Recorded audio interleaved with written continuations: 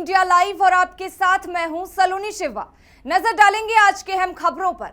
खबर छत्तीसगढ़ के दंतेवाड़ा जिले से है, जहां टीकाकरण कार्यक्रम चलाने के बावजूद भी कई सारे बच्चों और गर्भवती महिलाओं का टीकाकरण पूरा नहीं हुआ। अब इसी कड़ी में बचे हुए बच्चों का टीकाकरण करवाने के लिए भारत सरकार ने कमर कस ली है।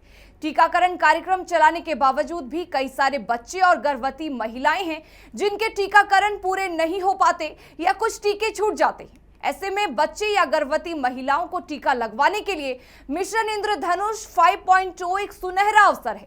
ऐसे में देश के सभी जिलों में शुरू होने वाले इस कार्यक्रम का सभी माता पिता लाभ उठाएं और अपने 5 साल तक के बच्चे का और गर्भवती महिलाओं का टीकाकरण करवाएं। इंद्रधनुष अभियान की शुरुआत 3 चरणों में हो रही है। यह अभियान जिला प्रशासन, स्वास्थ्य विभाग, पंचायती विभाग, महिला बाल विकास और मितानिन अन्य विभागों के सहयोग से हमारे जिले में हो रहा है। यह 3 चरणों में होगा। प्रथम चरण 7 से 12 अगस्त को है, सेकंड चरण 11 से लेकर 16 सितंबर तक है और थर्ड चरण 9 से 14 अक्टूबर तक है। ये 6 दिनों का हर चरण होगा। इस चरण में हम 0 से लेकर 5 वर्ष के बच्चों एवं गर्भवती माताओं का जो टीका छूटा है उनको टीका लगाएंगे मिशन इंद्रधनुष के तहत। भाजपा आरोप पत्र समिति की बैठक कुशाभाऊ ठाकरे परिसर में संपन्न हुई। बैठक में भारतीय जनता पार्टी के प्रदेश अध्यक्ष अरुण साव ने कहा कि कांग्रेस की प्रदेश सरकार रोज एक नया भ्रष्टाचार कर रही, रोज एक नया आरोप प्रदेश सरकार पर लग रहा है, रोज एक नया मुद्दा प्रदेश सरकार देती है जो जन विरोधी होता है। इस सरकार की वादा खिलाफी, भ्रष्टाचार, माफिया राज, नशे का गढ़ आदि अनेक मुद्दों को लेकर भाजपा की आरोप पत्र समिति विस्तार से आरोप पत्र तैयार कर रही है, जिसे पार्टी जारी करेगी। वहीं प्रदेश अध्यक्ष श्री शाव ने अनियमित कर्मचारियों को नियमित करने को लेकर कहा कि हम लोग अनियमित कर्मचारियों से मिले थे, उनकी पीड़ा समझे, हमारे घोषणा पत्र में उन्हें नियमित करने की बात होगी। इसके साथ ही उन्होंने और क्या कुछ कहा, सुनिए। हमने आरोप पत्र समिति बनाई है। अभी समिति के साथ बैठना है और समिति ने तैयारियां की हैं। क्या क्या तैयारियां की है बैठक में पता चलेगा। पर इस सरकार के वो तो रोज एक नए आरोप लगते हैं, रोज एक नया मुद्दा ये सरकार देती है। वादा खिलाफी है, भ्रष्टाचार है, माफियाओं का राज है, नशे का गढ़ है। ऐसे मुद्दे हैं इस सरकार के खिलाफ। पर आरोप पत्र समिति ने बहुत विस्तार से तैयारी की है। निश्चित रूप से हम सरकार के खिलाफ एक आरोप पत्र जारी करेंगे, विस्तृत आरोप पत्र जारी होगा। छत्तीसगढ़ प्रदेश कांग्रेस अध्यक्ष का पदभार ग्रहण करने के साथ दीपक बैज ने कार्यकर्ताओं को बड़ा संदेश दिया है। उन्होंने कहा कि छत्तीसगढ़ में हम मुख्यमंत्री भूपेश बघेल के चेहरे पर चुनाव लड़ेंगे। हमारे पास किसान का चेहरा है, हमारे पास मजदूर का चेहरा है। दिन में 18 घंटे काम करेंगे और सरकार बनाएंगे ईमानदारी से। दीपक बैज ने समारोह में कहा कि मोदी जी कभी 18 घंटे काम नहीं करते हैं। मोदी जी मोर को दाना खिलाने में, कभी फोटो खिंचाने में और बाकी चीजों में उनका टाइम निकल जाता है। चुनाव जीतने के बाद 1 साल सो जाना आप लोग, 4 साल हमारी सरकार काम करेगी। उन्होंने कहा कि मोदी सरकार ने 4.5 साल से अन्याय कर रही है।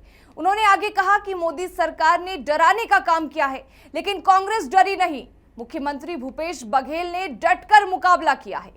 केंद्रीय एजेंसियों का दुरुपयोग छत्तीसगढ़ में किया गया, लेकिन हमारी सरकार घबराई नहीं। हमें सत्ता और संगठन के बीच तालमेल बनाकर काम करना होगा। जयसिंहपुरा गणेश टीले के नीचे खादर में काफी घरों में बाढ़ के कारण यमुना का पानी घरों में घुस चुका है, जिससे लोगों को काफी परेशानियों का सामना करना पड़ रहा है। लेकिन जल निगम की तरफ से बार बार अनाउंसमेंट किया जा रहा है कि आप अपने घरों को छोड़कर सुरक्षित स्थान पर पहुंचे। इस क्षेत्र के लिए बिरला मंदिर धर्मशाला नियुक्त की गई है, जहां बाढ़ पीड़ितों के लिए खान पान की सारी व्यवस्था की जाएगी।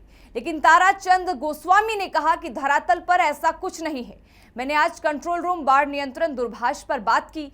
उन्होंने जल निगम के अधिकारी का नंबर दिया। मैंने जल निगम के अधिकारियों से वार्ता की तो उन्होंने मीठे जल का टैंकर क्षेत्र में पहुंचाने का आश्वासन दिया और शौचालय के लिए इमरजेंसी गाड़ी भी भिजवाने का आश्वासन दिया। ताराचंद ने मांग की कि लोगों की सुनिश्चित व्यवस्था की जाए और एक नाव आपातकालीन के लिए नियुक्त की जाए, ताकि कहीं जरूरत पड़ने पर महिलाओं और बच्चों को सुरक्षित निकाला जा सके, अनहोनी की घटना ना घटे। इसके साथ ही उन्होंने और क्या कुछ कहा, सुनिए।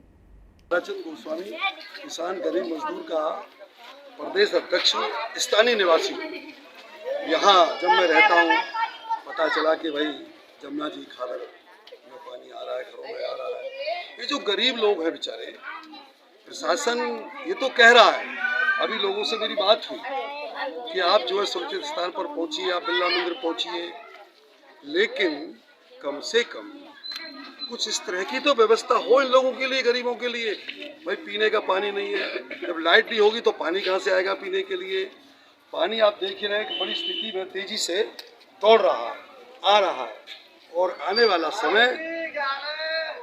समय लगता है मुझे कि 2 मीटर पानी की संभावना और है। राजधानी दिल्ली के अमन विहार थाना इलाके के रोहिणी सेक्टर 22 से एक दिल दहला देने वाला मामला सामने आया है, जहां एक कार सवार ने स्कूटी चालक को जोरदार टक्कर मार दी, जिसमें एक शख्स की दर्दनाक मौत हो गई।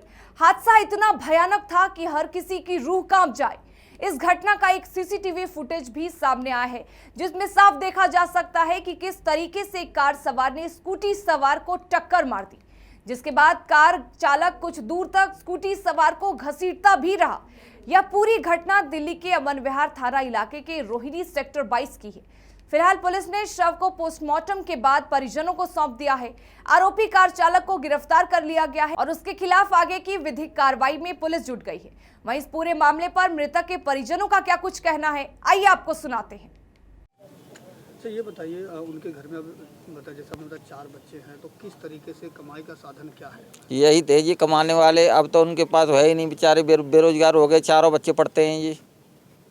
4 बच्चे पढ़ाई करते हैं? बिल्कुल जी। कितने क्या बेटा बेटी क्या है? 2 बेटे हैं, दो बेटी गुड़िया हैं, बिटियाँ हैं।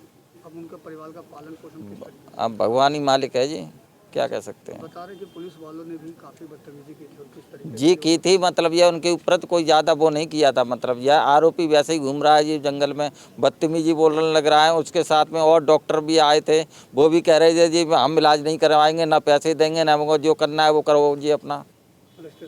जी जी। हरिद्वार में चल रहा कावड़ मेला समाप्त हो चुका है। 4 जुलाई से 15 जुलाई तक चले इस मेले में 4 करोड़ 7 लाख शिव भक्त कावड़िए कावड़ लेने पहुंचे। पिछले साल का रिकॉर्ड तोड़ते हुए करीब 20 लाख कावड़िया इस बार ज्यादा पहुंचे हैं। मेला नियंत्रण भवन में डीएम और एसएसपी ने प्रेस कॉन्फ्रेंस करते हुए कावड़ मेले की उपलब्धियां और चुनौतियों के बारे में बताया। जिलाधिकारी ने बताया कि अंतिम 4 दिनों में मेला अपने चरम पर होने के साथ भारी बारिश के चलते कई जगहों पर बाढ़ की स्थिति पैदा हो गई थी। ऐसे में प्रशासन के सामने दोहरी चुनौती आ गई थी। हालांकि सभी अधिकारियों और विभागीय अधिकारियों ने समन्वय बनाकर बेहतर काम किया है। वहीं एसएसपी के मुताबिक इस बार मेले में दुर्घटनाएं बहुत कम हुई हैं, जबकि रेस्क्यू कर कई लोगों की जान बचाई गई। वहीं बिना साइलेंसर वाली मोटरसाइकिलों पर भी इस बार प्रतीकात्मक रूप से कार्रवाई की गई, ताकि आने वाले सालों में बिना साइलेंसर की मोटरसाइकिल आने का चलन बंद हो सके। तो वहीं इस पर हरिद्वार के डीएम धीरज सिंह गबरियाल और एसएसपी अजय सिंह ने और क्या कुछ जानकारी दी, सुनिए। स्टॉल्स लगाए थे, चाहे पुलिस ने किए हो चाहे प्रशासन ने किया, सुविधा अनुसार सबने इसमें किया। चाहे सेल्फी पॉइंट बना के एक यादगार के रूप में वो डेवलप किया गया हो, चाहे इस बार QR कोड के माध्यम से पैम्पलेट वितरित किए हों। साथ ही साथ इस बार एक मैसेज के रूप में 121 वाहनों को सीज़ किया गया था और साथ ही साथ 1000 के ऊपर वाहनों का चालान किया गया। चूँकि इन्फोर्समेंट की कार्रवाई इतने ज़्यादा वाहनों पर नहीं हो सकती, तो एक मैसेज के रूप में शुरू किया गया था और अगली बार से इसको और बढ़ाकर और अन्य प्रांतों में इसका मैसेज जाए और आने वाले सालों में धीरे धीरे इस पर रोक लगे, इसको देखते हुए इस बार भी ये कार्रवाई शुरू की गई थी। क्योंकि अभी कांवड़ यात्रा अभी हमारी समापन की ओर है और फिर सोमवती का भी शुरू होने वाला है, तो देखा जाए तो पुलिस प्रशासन की अभी फिर से अभी टेस्ट है इसका, लेकिन अभी तक जो यात्रा रही सकुशल रही। हमारे सभी पुलिसकर्मी जो ड्यूटी पर आए थे इसमें सभी लोग सकुशल हैं। ये भी एक बहुत बड़ी बात है कि इतनी बड़ी आपदा भी जो बीच में आई और साथ ही साथ लंबे आवर्स की ड्यूटी रही और इतने वाहन चले, तो इसमें भी एक्सीडेंट होने का पुलिसकर्मियों का संभावना रहती है, तो वो भी सेफ रहे। ये भी माँ गंगा की कृपा से सब ठीक रहा। इसमें हमारे नए जो ट्रेनिंग्स आए थे 1734, उन्होंने भी बखूबी ट्रेनिंग का निर्वहन किया है और आप सभी ने देखा होगा और उनकी भी प्रशंसा मैं करता हूँ इस कांवड़ यात्रा में। उसका पूरा श्रेय हमारी पूरी टीम को है, पुलिस को है, प्रशासन को है और जितने लोगों ने, जितने भी लाइन डिपार्टमेंट्स हैं जिन्होंने अपने मनोयोग के साथ काम किया है, उन सबको है। और मीडिया बंधु का भी है। आप लोगों ने समय समय पे जब भी कोई विशेष घटनाएं घटती थी तो आप सोशल मीडिया के माध्यम से आप लोगों ने जानकारी दी, तो पुलिस ने और प्रशासन ने तत्काल उस रूप में काम किया। और जो आपदा आई है उसमें भी बिना टीम के हम लोग ये कार्य नहीं कर सकते थे और राहत का कार्य अभी भी हमारा चल रहा है। तो कुल मिला के ये मान सकते हैं कि हमारा ये पहला एक अनुभव रहा है कांवड़ मेले को संपन्न कराने में। उत्तराखंड मौसम की मार से जूझ रहा है और एक बार फिर मौसम विभाग ने 18 जुलाई तक भारी बारिश की संभावना व्यक्त की है। इसके साथ ही मौसम विभाग ने रेड अलर्ट जारी कर दिया है। ऐसे में अगले 2 दिन उत्तराखंड के लिए चुनौतीपूर्ण रह सकते हैं।